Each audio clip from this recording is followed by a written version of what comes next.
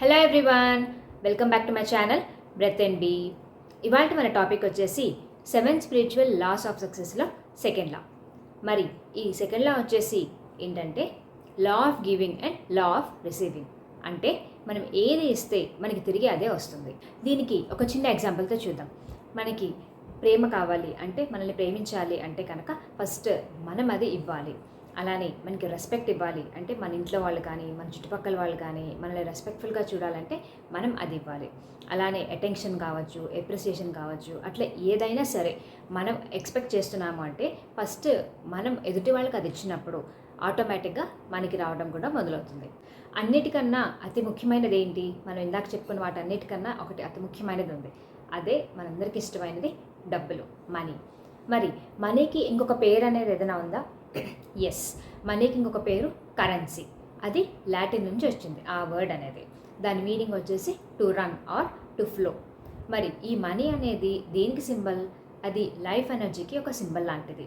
మన రివర్ తీసుకుంటే అది ఎట్లా ఫ్లో అవుతూ ఉంటుందో అలాగే డబ్బులు కూడా మన జీవితంలో ఫ్లో అవుతూ ఉండాలి. ఎప్పుడైతే మనం డబ్బులు అనేది హార్ట్ఫుల్గా ఇస్తామో, అన్కండిషనల్గా ఇస్తామో అక్కడ లైఫ్ ఎనర్జీ అనేది ఉంటుంది అండ్ ఇచ్చిన పర్పస్ కూడా సర్వ్ అవుతుంది.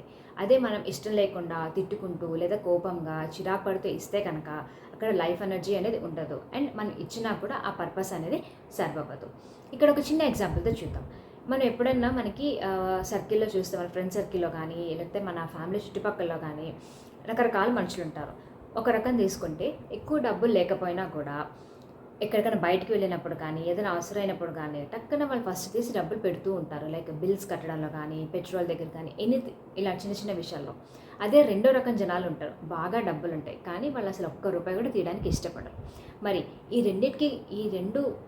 ఇద్దరు మనుషులకి గల మెయిన్ తేడా ఏంటి అంటే, సో ఈ ఫస్ట్ రకం వాళ్ళ దగ్గర అయితే కనుక ఎప్పుడు మనీ అనేది ఫ్లోలోనే ఉంటుంది. లైఫ్ ఎనర్జీ అనేది వాళ్ళ దగ్గర బాగా ఉంటుంది. బికాజ్ వాళ్ళ దగ్గర ఉన్నా లేకపోయినా వాళ్ళు ఎప్పుడు పెడుతూనే ఉంటారు, ఖర్చు పెడుతూనే ఉంటారు.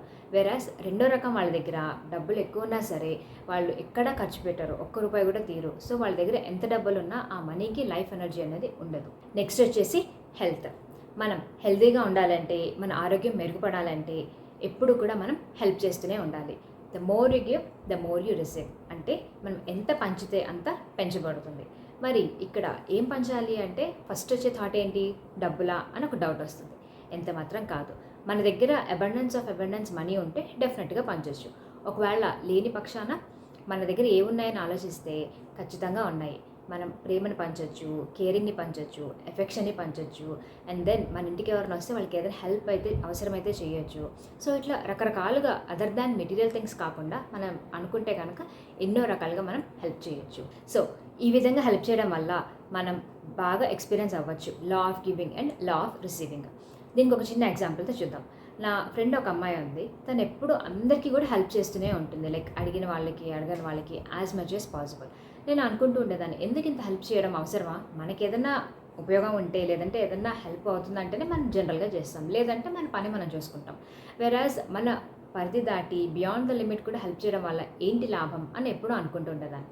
కానీ తన లైఫ్లో కనుక చూస్తే అబండెన్స్ ఎలా ఉంటుంది అంటే, తను 1% హెల్ప్ చేస్తే తనకి 10% హెల్ప్ వస్తుంది, 10% చేస్తే 100%. సో ఇట్లా ఎంత చేస్తే దానికి మరింత ఎక్కువగా తనకి ఎక్కడి నుంచో హెల్ప్ అనేది అవుతూనే ఉంటుంది ఏదో ఒక రకంగా. సో చాలా కాలం తర్వాత నాకు అర్థమైంది, ఈ కాన్సెప్ట్ తెలిసిన తర్వాత మనం ఎంత ఇస్తామో దానికి అంతకింత కూడా మనకి ఎక్కడో ఒక నుంచి హెల్ప్ అనేది వస్తూనే ఉంటుంది. నెక్స్ట్ వచ్చేసి thought of giving or thought of blessing. అంటే మనం ఏమేమి వచ్చు ఇందాక అని అనుకున్నాం కదా. సో మనం పక్క వాళ్ళు కనుక మనం బాగుండాలి, వాళ్ళు మంచిగా ఎదగాలి అనుకుంటే మనం సైలెంట్ ప్రేయర్ కానీ, బ్లెస్సింగ్ కానీ, వాళ్ళకి ఒక మంచి థాట్ని కానీ పాస్ చేస్తే అది డెఫినెట్గా వాళ్ళకి రీచ్ అవుతుంది అండ్ ఇన్ రిటర్న్లో మనకి కూడా మంచి జరుగుతుంది. బట్ యూజువల్గా మనం ఏం చేస్తాం, ఎవరైనా ఏదైనా బాగుపడుతున్నా ఏదైనా మంచి జరుగుతున్నా ఇమ్మీడియట్గా మనకి ఈగోలు, అహంకారాలు ఇటువంటివన్నీ స్టార్ట్ అవుతాయి. సో దానివల్ల వాళ్ళకి ఎంత ఇది జరుగుతుందో మనకి అంతకన్నా బ్యాడ్ జరుగుతుంది. రాదర్ అక్కడ ఆ థాట్ని ఆపేసేసి ఒక మంచి సైలెంట్ ప్రేయర్ కానీ, ఒక బ్లెస్సింగ్ కానీ, వాళ్ళు హ్యాపీగా ఉండాలని కానీ కోరుకుంటే ఇన్ రిటర్న్ మనం కూడా హ్యాపీగా ఉంటాం. ఇవాళ నుంచి మీ లైఫ్లో ఈ టెక్నిక్ని అప్లై చేసి చూడండి. మీకు వచ్చిన రిజల్ట్స్ని మర్చిపోకుండా నాతో షేర్ చేసుకోండి. సో ఇదండి ఇవాళ topic, law of giving and law of receiving. మీ అందరికీ నచ్చింది అనుకుంటాను. నచ్చితే కనుక మర్చిపోకుండా లైక్ చేయండి, షేర్ చేయండి అండ్ సబ్స్క్రైబ్ చేయండి. తిరిగి నెక్స్ట్ వీక్ థర్డ్ లాతో మళ్ళీ కలుద్దాం. Until then take care and bye by.